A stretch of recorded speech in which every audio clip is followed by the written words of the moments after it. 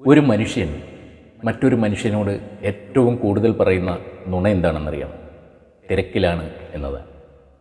തിരക്കുകളുടെ ഇടവേള നേരങ്ങളിൽ അവർക്ക് ആശ്വാസമാകുന്ന ഒരു തണൽ മാത്രമാണ് നമ്മളെന്ന് അവർക്ക് തോന്നിയാൽ പിന്നീടെപ്പോഴും നമുക്ക് അവരെ വേണ്ടുന്ന നേരങ്ങളിലൊക്കെ അവർ തിരക്കിലായിരിക്കും.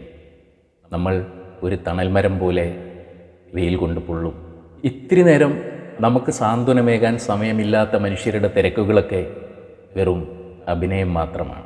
സമയമുണ്ടായിട്ടും സമയമില്ലെന്ന് പറയുന്നത് അവഗണനയുടെ ആദ്യപടിയാണ്. അവരുടെ സമയത്തിന് വേണ്ടി ഒരിക്കലും കാത്തു നിൽക്കരുത്. അവർക്ക് തിരക്കൊഴിയുമെന്ന് പ്രതീക്ഷിക്കുകയും ചെയ്യരുത്. നമുക്ക് വേണ്ടി മാറ്റിവെക്കാൻ അവർക്കില്ലാത്ത സമയം അവർക്ക് വേണ്ടി നമ്മളും മാറ്റിവെക്കരുത്. അവഗണിക്കുന്ന മനുഷ്യരെ അങ്ങോട്ടും അവഗണിക്കുക. പരിഗണിക്കുന്ന മനുഷ്യരിലേക്ക് കൂടുതൽ കൂടുതൽ ചേർന്ന് നിൽക്കുക. അങ്ങനെയാണെങ്കിൽ എത്ര മനോഹരമായിരിക്കും നമ്മുടെയൊക്കെ ജീവിതം.